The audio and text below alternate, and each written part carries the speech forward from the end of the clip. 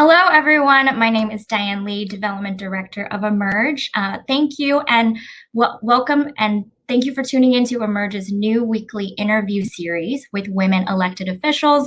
We're so excited to be joined by our very own Connecticut State Senator and Emerge Connecticut Executive Director, May Flexer. She represents the 29th District, which includes the communities of Brooklyn, Canterbury, Killingly, Mansfield, Putnam, Scotland, Thompson, and Wyndham, and she serves as the Deputy President Pro Tempore and Federal Relations Liaison. Thank you so much for joining us today. Hi, Diane. Thank you so much for having me. I'm thrilled to be here. Great. Can you tell us a little bit about yourself and your history with Emerge? Sure. So I'm thrilled to say that I have been working with Emerge for the last 3.5 years. Emerge launched in Connecticut in late 2017. And in that time, we have trained 82 women to run for office. 32 of our alums serve in elected office, from everything from their local planning and zoning commission to their board of education to mayor to state representative and state senator. And when our women run here in Connecticut on election day, they win 72% of the time. That is so great to hear. I'm just going to jump right into some of the questions. COVID-19 has been a really tragic and devastating impact on every community, and local elected officials like you have been on the front lines combating it every step of the way, helping families through this time. How has this pandemic affected the towns that you serve, and what have you been doing to support your community? Well, this is a great question, Diane. I mean, this past year has just been such a challenge for everyone all over the world, and here in Connecticut, we really faced the effects of COVID-19 pretty severely early on. In my part of Connecticut, we were really lucky. I represent the northeast part of our state, so closer to Rhode Island and Massachusetts than New York. And so we initially saw our infection rates be pretty low, while we saw the rest of our state really struggling with very high numbers when the pandemic first started. We saw a devastating impact to our economy, with businesses being shut down and a lot of people being laid off, and struggling with the unemployment system in our state. And in my Senate district in particular, it was a big impact for students. I represent more college students than any other member of the Connecticut General Assembly. I represent students at our community college, Quinnebog Valley, our Eastern Connecticut State University, and at UConn. And so those students had a huge impact, where suddenly some of them had just gone on spring break to never come back.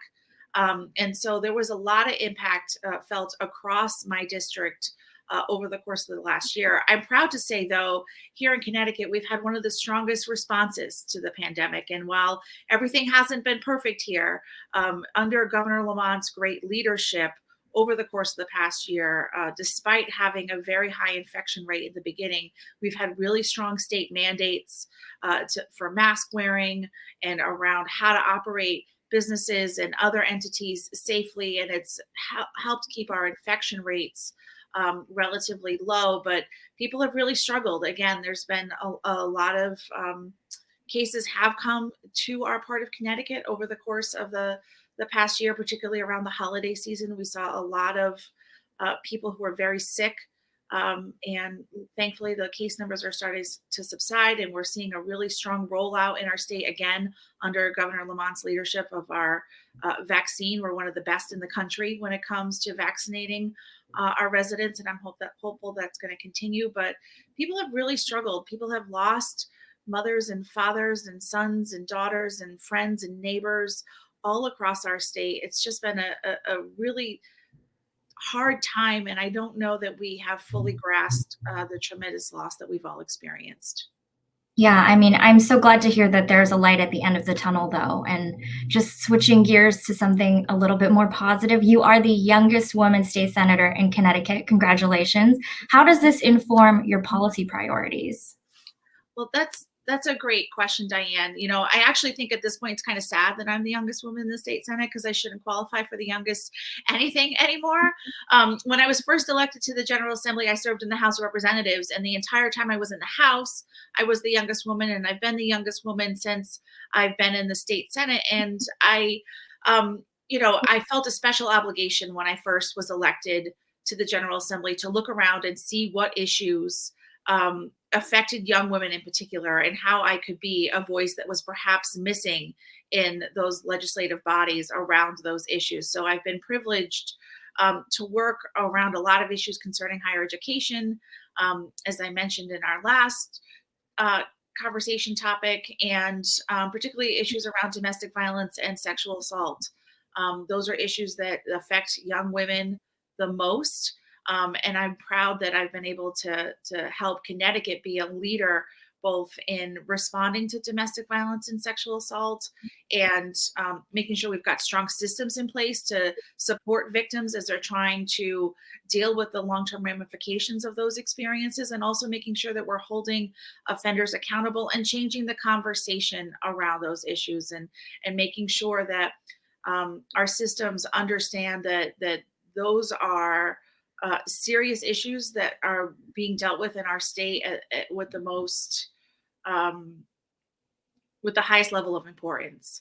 And as I've grown um, in my role as a state senator, I've also seen there's just a lot of other issues that weren't being discussed. I've worked hard on pay equity issues, and I'm proud that Connecticut has some of the strongest pay equity laws in the country. I've also worked on issues with regard to breastfeeding and pregnancy issues, and Connecticut has some of the strongest pregnancy protection laws to ensure that when a woman is pregnant, that she has the right to continue working, and that her employer has to make the appropriate accommodations for her to continue in her duties as long as she feels it's appropriate. And also making sure that once that baby is here and the mother chooses to breastfeed, that she can continue to do that safely in the workplace. And perhaps the most important thing I've been able to be a part of is Connecticut's new system of paid family and medical leave. And this ties into the pandemic as well. I worked for 5 years to pass a law concerning paid family and medical leave in Connecticut. It finally passed in 2019. It goes into effect next year. So just a little bit short of being available in the pandemic when people really needed it. I mean, if you were not convinced in 2019 that paid family and medical leave was essential for everyone, you certainly should be now, after the experience that we've all had during the pandemic. That measure is often viewed as an issue for young people. The focus in the dialogue is often around people welcoming children into their lives. But as we can see in the pandemic, it's also about caring for your loved ones when they're sick. It's also about caring for yourself when you need that time off. So many people have struggled to be able to make safe choices over the course of the last year because they didn't have access to paid family and medical leave. Yeah, and that's such a great point. And thank you so much for your very critical work in the state Senate. What do you think is the most important part about running for office that you've learned through Emerge and your own campaigns? I can't emphasize enough how much working with Emerge and working with the amazing women in our Connecticut program has influenced what I'm able to do as a state senator. Just learning from all of the women we've trained from all over the state.